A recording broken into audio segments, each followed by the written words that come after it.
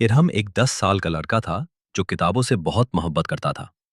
उसके पास टीवी नहीं था, वीडियो गेम्स भी नहीं थे, लेकिन उसके कमरे में किताबों का खजाना था। उसे खास तौर पर वो किताबें पसंद थीं जिनमें जादू, पुराने महल, खुफिया दरवाजे और मुहिम्मात की बातें होती थीं। एक दिन जब बारिश जोरों पर थी, इरहम अपनी दादी की पुरानी अलमारी साफ कर रहा था कि उसे एक भारी चमकदार ताला लगी किताब मिली। किताब पर गिर्द जमी हुई थी, लेकिन ऊपर सुनहरी हरूफ में लिखा था, वक्त का दरवाजा। जैसे ही इरहम ने किताब खोली, एक जोरदार रोशनी कमरे में फैल गई। सब कुछ घूमने लगा और अचानक इरहम एक बिल्कुल नई जगह पर खड़ा था।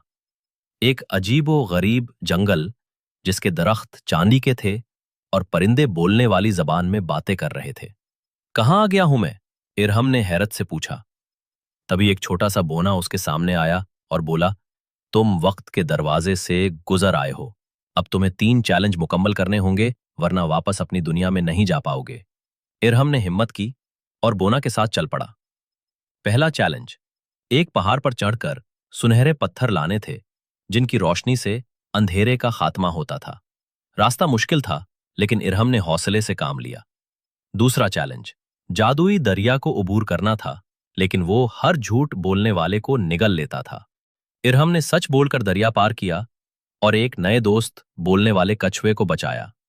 तीसरा चैलेंज, सबसे खतरनाक, भूल जाने वाले गार में जाना था।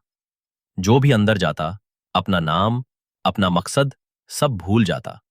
लेकिन इरहम ने अपनी दादी की आवाज याद रखी, इरहम, तुम बहादुर हो।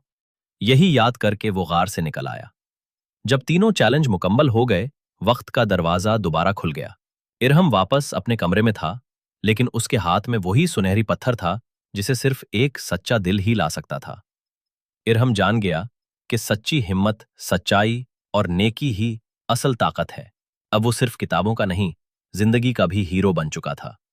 कहते हैं, वो ताला लगी किताब आज भी उसकी मेज पर रखी है, लेकिन वो तभी खिलती है जब दिल में सच्चाई, नीयत में खैर और आंखों में ख्वाब हों।